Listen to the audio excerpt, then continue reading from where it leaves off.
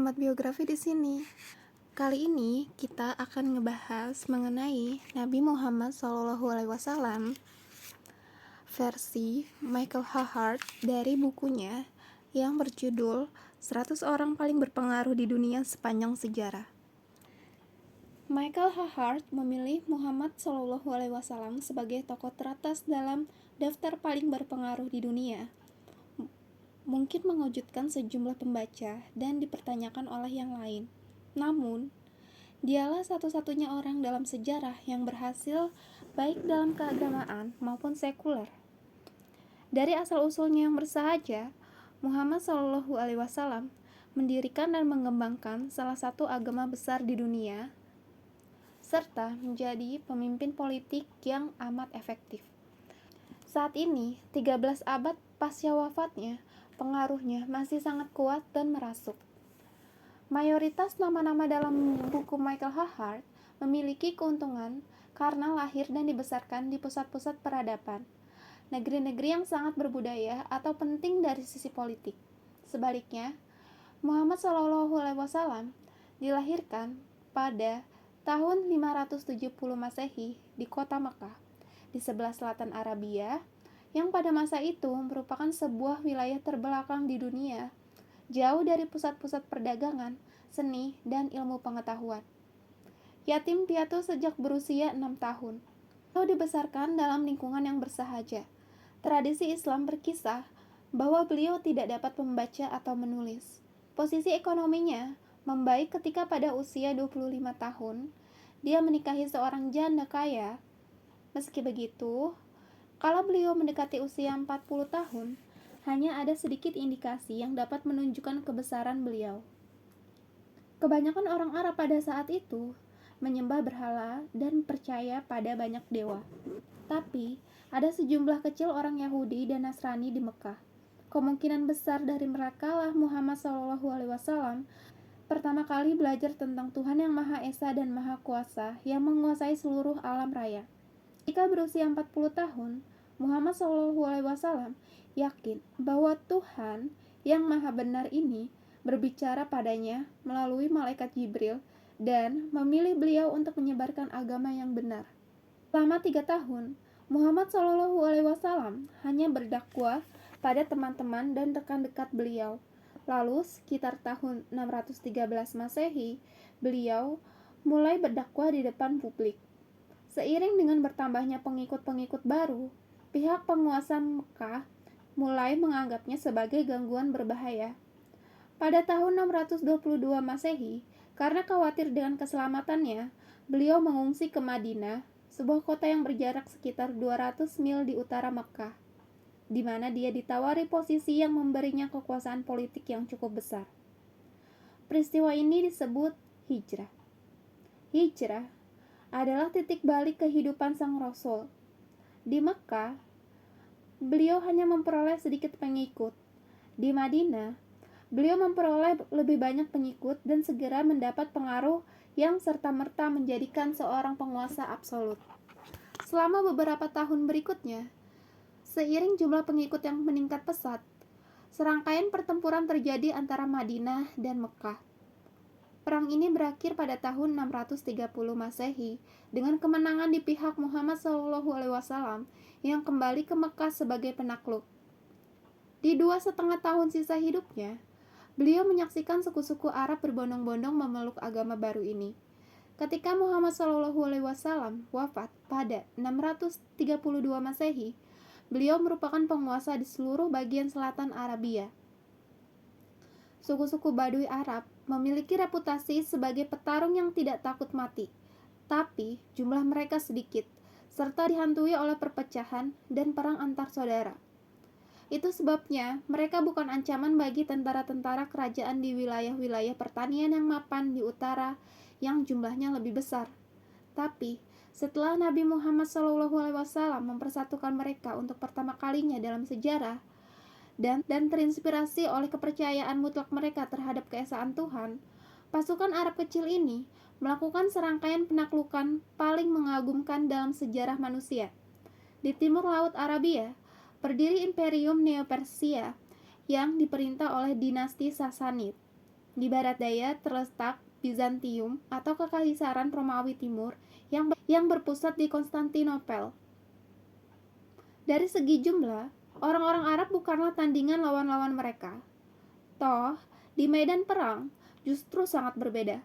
Orang-orang Arab yang terinspirasi ini dengan cepat menaklukkan seluruh Mesopotamia, Suria, dan Palestina.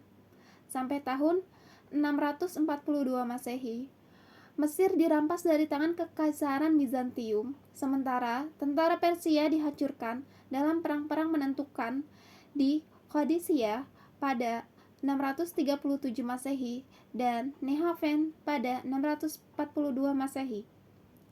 Akan tetapi, penaklukan-penaklukan luar biasa ini dilakukan di bawah kepemimpinan para sahabat dan pengganti Nabi, yaitu Abu Bakar dan Umar bin Khattab. Tidaklah menandai akhir penaklukan bangsa Arab. Pada tahun 711, tentara-tentara Arab menyapu bersih seluruh Afrika Utara sampai Samudra Atlantik. Di sana mereka berbalik ke utara, menyeberang Selat Gibraltar, dan menggilas kerajaan Visigoth di Spanyol.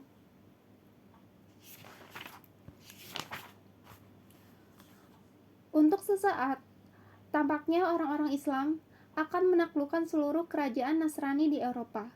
Tapi, pada 732 Masehi, pada pertempuran Tours yang terkenal itu, satu pasukan muslim yang bergerak maju sampai ke pusat Prancis akhirnya dikalahkan oleh pasukan Franks. Meski begitu, dalam kurun waktu seabad penuh peperangan, orang-orang Badui ini yang diilhami oleh sabda Nabi Muhammad SAW telah mendirikan imperium yang membentang dari perbatasan India sampai Samudra Atlantik. Terbesar yang belum pernah disaksikan dunia sampai masa itu. Dimanapun tentara ini menaklukkan penaklukan, selalu disusul dengan berbondong-bondongnya orang memeluk agama baru ini. Kini, tidak semua penaklukan ini terbukti dapat dipertahankan. Orang-orang Persia, walaupun tetap memeluk agama Sang Rasul, meraih kemerdekaan mereka bukan dari orang-orang Arab. Dan di Spanyol, setelah lebih dari 7 abad peperangan, orang-orang Nasrani akhirnya kembali menguasai seluruh semenanjung Liberia. Tapi, Mesopotamia dan Mesir, dua tempat kelahiran peradaban kuno, tetap dikuasai oleh orang Arab. Juga seluruh pantai Afrika Utara. Tentu saja agama baru ini terus berkembang di abad-abad sesudahnya, jauh melampaui tapal batas penaklukan tentara Muslim. Saat ini, agama ini memiliki puluhan juta pengikut di Afrika dan Asia Tengah, dan lebih banyak lagi di Pakistan dan India Utara serta di Indonesia. Di Indonesia, agama baru ini menjadi faktor pemersatu. Tapi, di subbenua India, konflik antara Islam dan Hindu masih menjadi hambatan untuk bisa bersatu. Lantas, bagaimana kita akan menilai dampak keseluruhan Muhammad SAW pada sejarah umat manusia? Seperti semua agama, Islam memiliki pengaruh besar pada kehidupan para penganutnya. Untuk alasan inilah para pendiri agama besar dunia menempati posisi atas dalam buku Michael H. Hart. Jumlah orang Nasrani di dunia ini sekitar 2 kali lipat lebih banyak daripada Muslim. Awalnya, mungkin tampak aneh bila Muhammad SAW diberikan peringkat yang lebih tinggi daripada Yesus. Ada 2 alasan utama di balik keputusan ini. Pertama, Muhammad memainkan peran yang jauh lebih penting dalam perkembangan Islam ketimbang Yesus dalam perkembangan agama Nasrani. Meskipun Yesus yang bertanggung jawab terhadap prinsip-prinsip moral dan etika Nasrani, sejauh ini berbeda dari Yudaisme, namun Santo Paulus yang menjadi pengembang utama teologi Nasrani, penyebar utamanya, dan penulis sebagian besar dari Perjanjian Baru. Muhammad SAW bertanggung jawab terhadap teologi Islam maupun prinsip moral dan etikanya. Selain itu, beliau juga memainkan peran kunci dalam penyebaran agama baru ini dan dalam pendirian praktik religius Islam. Lebih dari itu, dialah penulis kitab suci umat Muslim, Al-Quran, kumpulan sabda Muhammad SAW yang dipercaya sebagai wahyu Tuhan. Kebanyakan sabda ini disalin dalam hati sepanjang masa hidup beliau dan dikumpulkan dalam bentuk tulisan tidak lama setelah beliau wafat. Karena itu, Al-Quran sangatlah dekat dan mewakili pemikiran dan ajaran Nabi Muhammad SAW, serta sampai tahap tertentu, setiap kata-katanya tidak ada kompilasi yang begitu terperinci dari ajaran-ajaran Kristus yang sisa saat ini. Karena Al-Quran setidaknya sama pentingnya bagi Muslim seperti halnya Injil bagi orang Nasrani. Melalui medium Al-Quran, pada Islam sangatlah besar. Sangat mungkin pengaruh relatif Muhammad pada Islam lebih besar daripada gabungan pengaruh Yesus Kristus dan Santo Paulus pada agama Nasrani.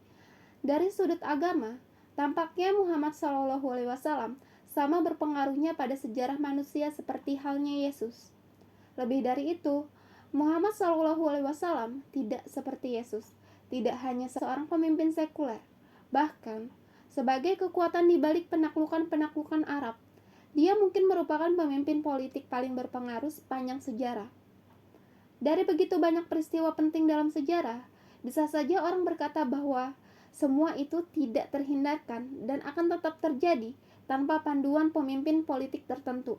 Sebagai contoh, koloni di Amerika Selatan mungkin akan tetap merebut kemerdekaan mereka dari Spanyol, bahkan jika Simon Bolivar tidak pernah dilahirkan.